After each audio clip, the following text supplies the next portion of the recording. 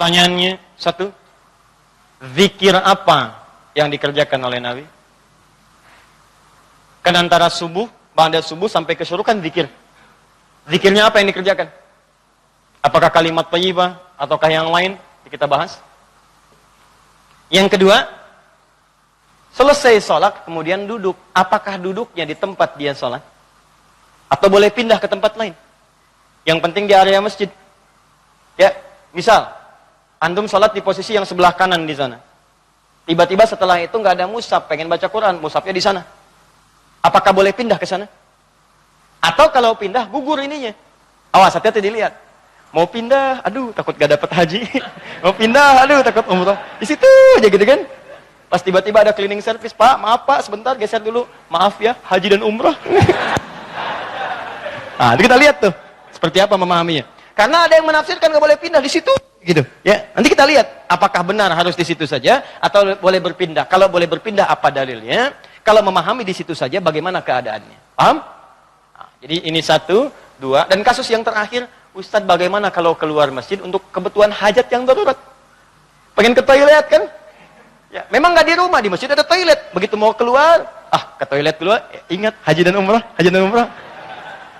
Dia tahan-tahan, kan? Ya, syuruknya dapat, sakitnya juga dapat, gitu kan? Nah, itu seperti itu bagaimana kemudian solusi hukumnya. Nah, kita bahas pelan-pelan. Di dalam Al-Quran disebutkan beberapa aktivitas yang mampu mendekatkan dan mengingatkan kita dengan Allah, dan langsung disebut dengan zikir. Dan ini pun dipraktekkan oleh Nabi sallallahu alaihi wasallam. Contoh. Yang pertama ditemukan di Quran surah keempat ayat 103, paling kanan pertengahan.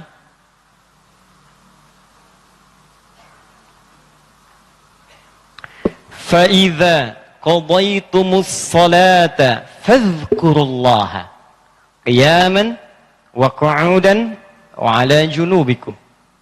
Maka jika Anda telah tuntas mengerjakan salat, maka segeralah berzikir kepada Allah Subhanahu wa taala.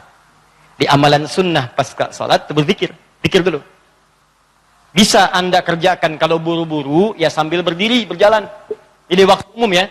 Misalnya ini Anda sudah salat zuhur nih harus ke kantor, ya dikejar-kejar langsung berangkat lagi. Tapi kan Anda buru-buru keluar pun kan tidak mengganggu Anda untuk mengucapkan kalimat-kalimat zikir. Misalnya apa? Nabi mengamalkan pasca salat hadis riwayat Muslim, nomor hadis 571. Hadis riwayat Muslim. Nomor hadis 571. Setiap selesai salat Nabi mengatakan, perhatikan kalimatnya, astaghfirullah, astaghfirullah, astaghfirullah. Allahumma antas salam, wa minkas salam, tabarakta ya dzal jalali wal ikram. Apa Anda enggak bisa sambil keluar mengucapkan astaghfirullah, astaghfirullah, astaghfirullah? Kata Al-Quran, sesibuk apapun Anda, begitu selesai sholat, apa nggak bisa sambil jalan, astagfirullah, astagfirullah, astagfirullah. Daripada Anda keluar membicarakan sesuatu yang tidak penting. Bahkan nggak berkata apa-apa, jalan aja. Mendingan pakai zikir kan? Astagfirullah, astagfirullah, astagfirullah. Allahumma antas salam, minkas salam, tabarakta ya dzal jalali wal ikram. Hadis Muslim, nomor hadis 573. La ilaha illallah wahdahu la syarika lah. Lahul mulku wa lahul hamdu wa huwa ala kulli syai'in qadir. Ya, kalau Anda misalnya nggak terlampau sibuk, silahkan sambil duduk. Nah, konteks tadi setelah selesai menunaikan salat subuh, antum pengen berzikir dulu, maka jenis zikir yang pertama adalah mengucapkan kalimat-kalimat thayyibah. Kalimat thayyibah.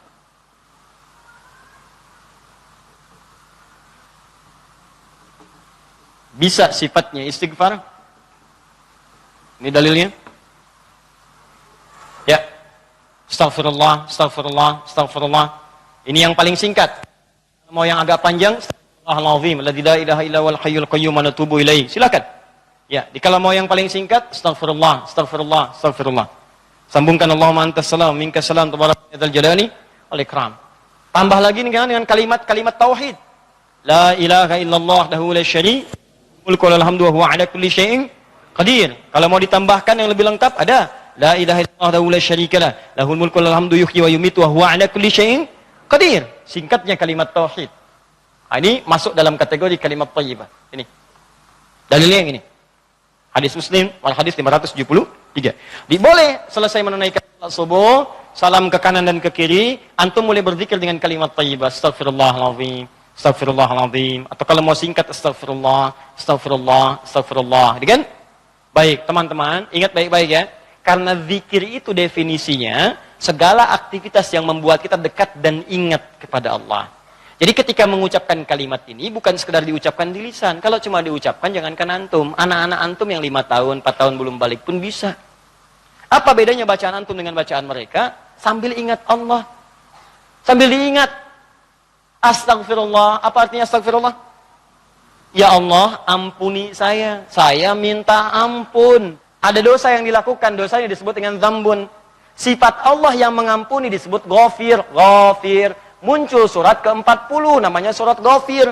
Baca ayat yang ketiga, kata ghafir disandingkan dengan dzambun. Ghafiriz dzambi wa qabilit taubi. Allah punya sifat ghafir. Ghafir pemilik ghafar, ampunan. Allah mengampuni orang berbuat dosa. Kalau Anda pengen minta ampun, ucapkan astagfirullah. Istighfar itu permohonannya. Istighfar permohonan ampun, ucapannya astagfirullah, ampunannya ghafara ghufran, yang punya ampunan ghafir. Kata Allah saya ghafir, Quran surah 40 ayat 3, ghafiriz dzambi, minta ampun, hei yang punya dosa, minta ampun kepada saya. Ketika engkau minta, saya akan ampuni. Saya tanya pada antum, siapa yang nggak punya dosa? Yuk angkat tangan. Ayo nggak usah malu, angkat aja, saya pulang. Jadi kalau nggak punya dosa bersih kan? Nah, kalau Anda merasa banyak dosa, diberi peluang habis sholat, istighfar. Makanya ketika istighfar, jangan cuma diucapkan, coba rasakan punya dosa apa sampai hari itu, dosa apa. Jadi begitu selesai subuh ingat, dosa pada orang tua, dosa pada pasangan, suami pada istri pada suami, dosa pada anak-anak. Anak-anak orang lain aja yang nggak punya mobil, nggak punya motor, bisa mendidik anaknya hafal Quran, sholatnya bagus. Masa antum udah banyak fasilitas ke masjid? Enggak, jemaah, enggak, bangun terlambat. Antum kurang apa lagi untuk mendidik anak dengan baik? Maka istighfari. Jangan-jangan anak itu nggak soleh bukan karena dia nggak mampu, karena antum nggak bimbing. Makanya antum akan ditanya tuh, jangan dikira mudah punya titipan anak. Jangan dikira mudah, antum akan ditanya. Kenapa ini nggak sholat? Nanti akan ada terjadi di hari kiamat, ini sahih riwayatnya, akan terjadi di hari kiamat. Nanti ada orang tua hampir ke surga, anaknya mau ke neraka, dan dia menyatakan keberatan di hadapan Allah. Begitu menyatakan keberatan, ternyata dosanya dosa orang tua. Anak itu tuh nggak menyembah Allah dengan baik karena dosa orang tuanya. Maka tertukarlah anaknya ke surga, orang tuanya ke neraka. Hati-hati. Dan ada juga yang terbalik. Orang tua ke neraka, anaknya mau ke surga. Orang tua menyatakan keberatan kepada Allah.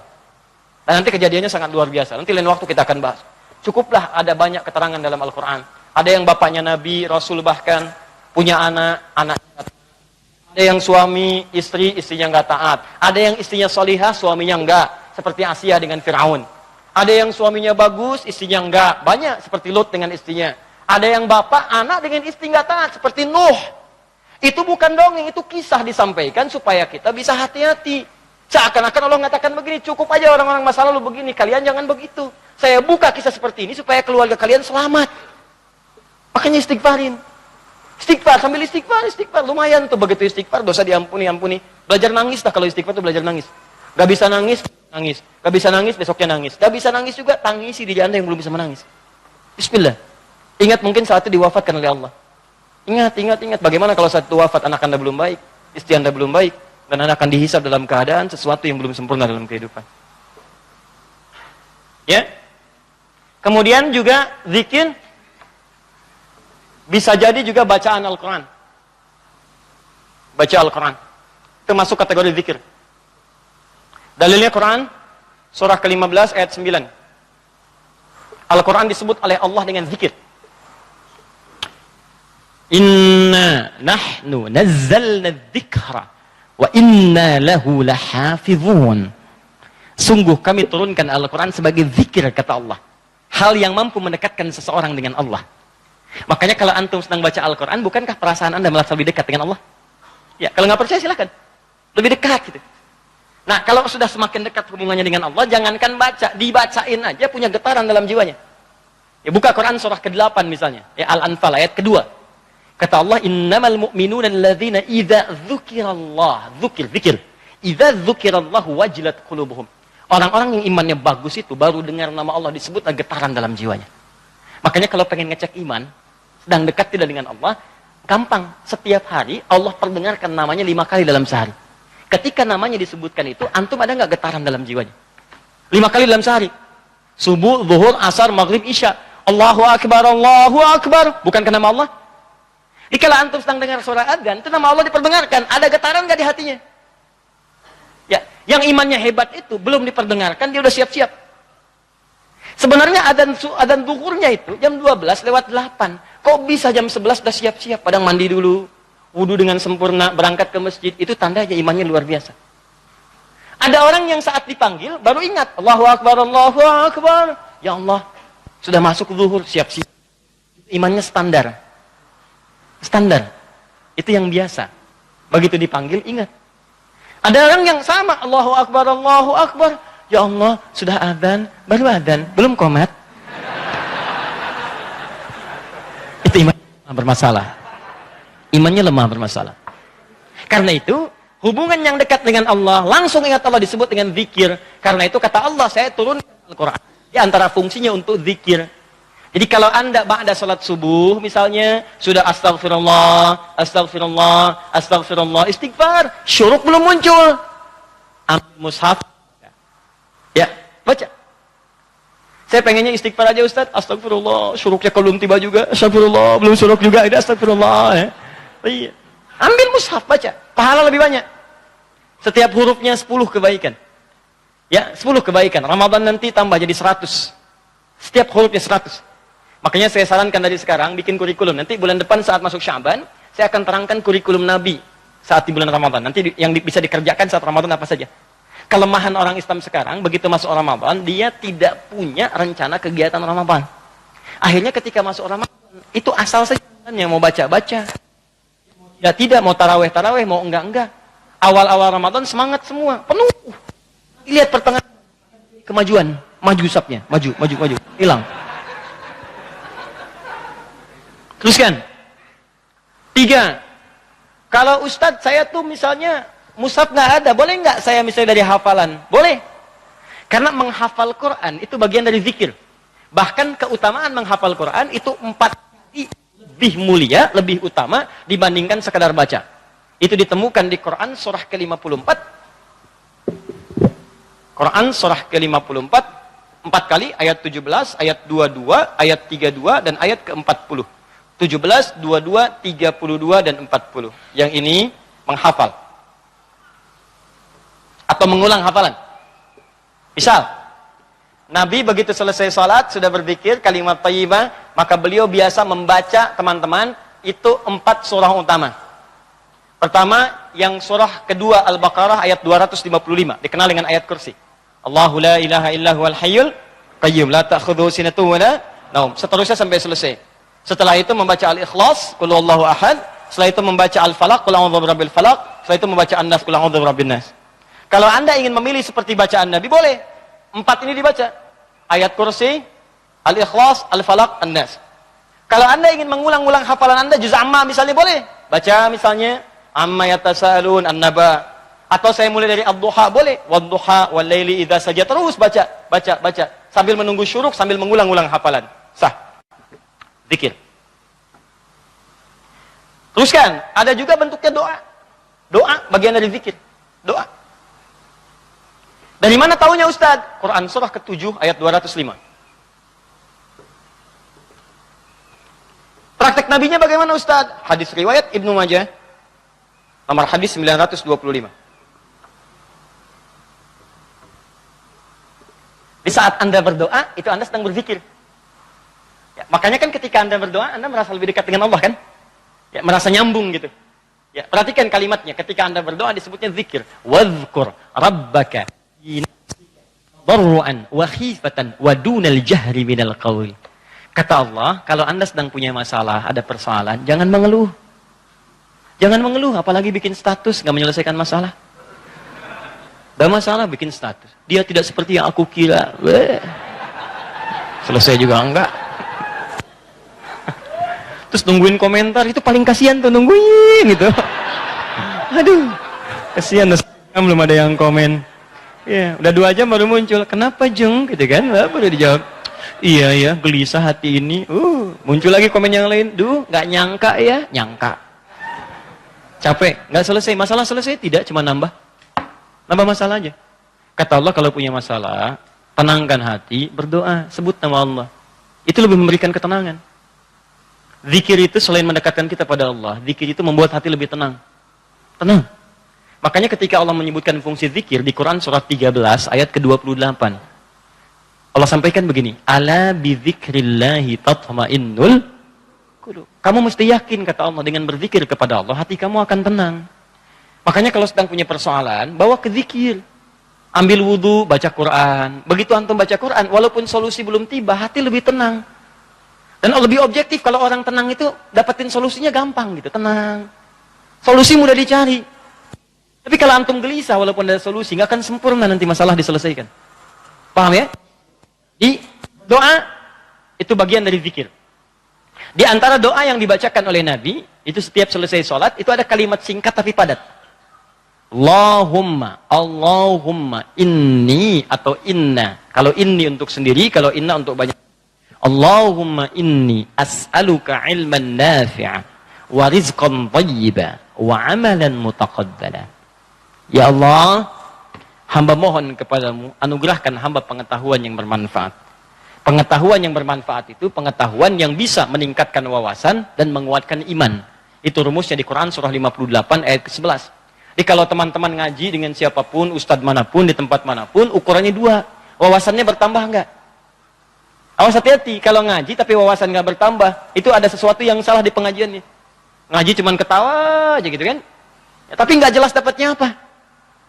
Yang paling aneh ngaji, yang dicari-cari jin, ya kan? Atau apa, itu paling aneh itu. Apa yang didapatkan? Terus nambah hari ini sholat, ngaji ke pengajian sholat, dapat tambahan wawasan. Oh begini cara takbir yang baik, bisa sejajar dengan bahu, bisa sejajar dengan daun telinga, ya kakinya terbuka selebar bahu, badannya tegap. Jadi begitu antum praktekan, punya tambahan wawasan, kepake dalam ibadah. Oh begini cara sujud yang sempurna, ajari. Itulah yang disebut dengan teman-teman ilmu yang baik. Yang kedua, imannya meningkat, lebih dekat dengan Allah. Jadi kalau antum ngaji dimanapun, di antara cirinya wawasannya luas, tapi keimanan pun bertambah. Karena ada orang yang belajar Islam Pak, cuman keimanannya makin berkurang. Itu yang paling aneh tuh orang-orang liberal. Belajar Islam ke Eropa, belajar Islam ke Amerika, pulang-pulang konslet. Betul ya, semua agama sama, menuju Tuhan yang sama, cuman caranya beda-beda. Ente ini aneh, belajar Islam pada orang yang bukan Islam. Belajar sholat pada orang yang tidak sholat, ya bagaimana bisa mendapatkan nilai-nilai sholat dalam kehidupan? Makanya pulang-pulang pada aneh. Hargailah hak LGBT. Banyak akhirnya, jadi penyakit akhirnya gitu kan. Nah, dan kita doakan dengan baik, arahkan pada yang baik. Jadi kalau ada yang kurang-kurang tuh kita doakan. Ya buang dulu celaan-celaan. Yang kalau mau dicela itu perbuatannya, bukan orangnya. Celak perbuatannya, kemudian doakan kepada yang lebih baik. Karena boleh jadi dia bisa berubah dalam kebaikan. Paham sampai sini? Jadi demikian teman-teman sekalian. Ya, doa isi. Kemudian di situ awas hati-hati ya, dua ya cirinya ya. Satu, imannya menguat, kedua wawasan bertambah. Termasuk pengajian saya ini ya, kalau saya mengajar dimanapun, tidak membuat Anda lebih dekat dengan Allah, tolong tinggalkan saya. Anda cari guru lain. Cari guru lain, cari yang baik-baik. Yang membuat Anda lebih dekat dengan Allah. Atau Anda lebih dekat dengan Allah, cuman sayang, wawasan gak bertambah, itu pun bahaya. Ibadah gak cukup dengan semangat. Ya Allah, saya banyak dosa, saya pengen berubah ya Allah. Saya semakin kuat imannya, besok saya sholat subuh 4 rakaat. Gak bisa. Ya. Jadi iman kuat tapi wawasan gak ada gitu. Begitu sholat subuh 4 rakaat, itu kan bahaya. Ya, paham ya? Jadi dua ini mesti balance ya, antara iman dengan ilmu itu mesti seimbang. Tayyib. Fokus baik-baik. Satu, kita ulangi apa saya tadi, satu kalimat thayyibat. Yang kedua, bacaan Al-Quran, kan? Yang ketiga, baca hafalan ayat-ayat Al-Quran. Yang keempat, doa. Yang kelima, menyebutkan nama-nama Allah atau Al-Asma'ul Husna. Boleh, itu zikir. Ustadz, apa dalilnya? Dalilnya Quran surah kedua ayat 152 ditafsirkan dengan Quran surah ke-17 ayat 110. Quran surah kedua ayat 152 paling kanan sebelah bawah ditafsir dengan Quran surah 17 ayat 110 paling kanan di pertengahan. Ini bagian terakhir. Quran surah kedua ayat 152 Allah minta fadhkuruni, kata Allah, zikir, sebut aku, sebut aku, sebut aku. Sebut nama Allah.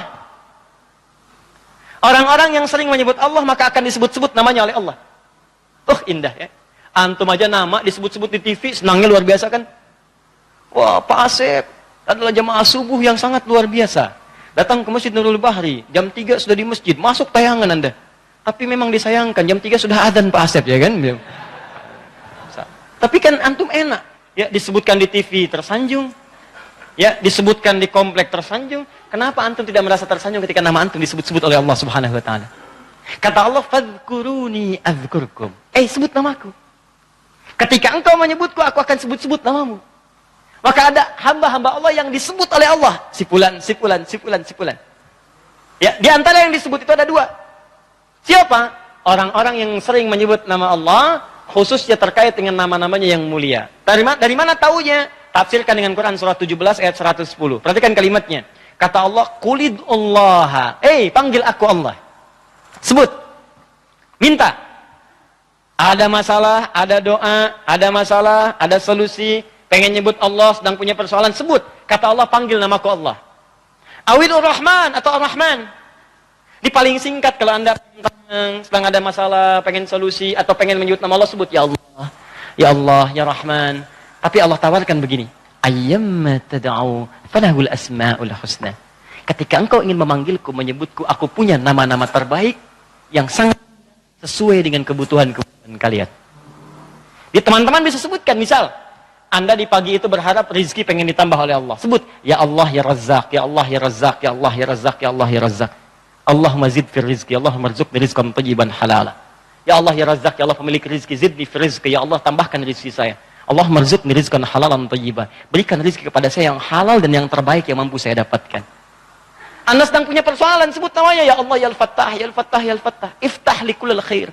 Ya Allah ya Al-Fattah yang pemilik segala solusi, bukakan kepadaku solusi terbaik dari setiap persoalan yang aku alami sampai dengan saat ini. Anda ada yang ganggu di pekerjaan, ada yang sedang usil Islam, sebut ya Allah ya Jabbar, ya Jabbar, ya Jabbar, ya Malik. Ya Malik, ya Rabb, ya Malik, Allahumma ya Jabbar. Ya Allah yang Maha Pelindung. Raja dari segala raja, lindungi aku dari tangan-tangan orang-orang yang jahil. Anda sedang banyak ujian, sebut ya Allah ya Sabar, ya Sabar, ya Sabar, ya Sabar. Zidni sabra. Ya Allah yang Maha memiliki segala sifat kesabaran. Tolong tambahkan kesabaran pada diriku untuk bisa mampu mengatasi ujian yang tengah engkau ujikan. Anda yang sedang mau ujian, ya Allah, Allahumma ya Alim, ya Alim, ya Alim, ya Alim. Alimni ya Allah ma jahiltu. Wanfa'ni bima ta'allamtu. Wa najirni fi imtihani ya Allah bima radit. Ya Allah yang Alim, yang Maha pemilik ilmu, tambahkan ilmu kepadaku. Ajarkan apa yang belum aku ketahui. Berikan manfaat pada apa yang telah aku pelajari. Dan luluskan aku dalam ujian yang akan aku alami. Minta. Kata Allah, udhkurni, fadhkuruni, adhkurkum. Sebut saya, aku sebut kamu. Engkau panggil namaku dengan nama terbaikku, aku berikan kemuliaan sesuai dengan apa yang kau butuhkan. Cukup Pak, 5 ini kerjakan habis subuh, selesai. Astaghfirullah. Allahumma antas salam. Habis itu baca Quran. Baca Quran diulang. Ya, ayat kursi, Al-Ikhlas, Al-Falaq, An-Nas. Habis itu kemudian antum berdoa, habis doa sebut nama Allah. Begitu lihat jam 8. Pip bunyi, waktu syuruk muncul, gitu kan? Kan sekarang ada zaman digital kan? Zaman digital. Ya, ngitungnya gampang kok. Biasanya itu kalau dari subuh teman-teman dari waktunya itu 1 jam, 1 jam setengah itu udah masuk syuruk. 1 jam lah. 1 jam. Jadi kalau sekarang kurang lebih jam 5 misalnya, yaitu 1 jam kemudian, 1 jam lewat 10-15 menit sudah masuk ke syuruk. Ya, jadi begitu sudah masuk syuruk, ya antum tunaikan salat 2 rakaat. Ada yang nunggu dulu 5 menit supaya lebih aman misalnya, silakan. Gak ada masalah. Tunggu 5 menit selesai, tunaikan salat 2 rakaat. Begitu salat sujud lamain. Ya Allah, dekatkan aku kepadamu. Ya Allah, jadikan aku terhubung dengan ridha-Mu. Ya Allah, berikan aku kemuliaan-kemuliaan. Sekalipun belum haji, berikan pahala haji dan umrah kepadaku.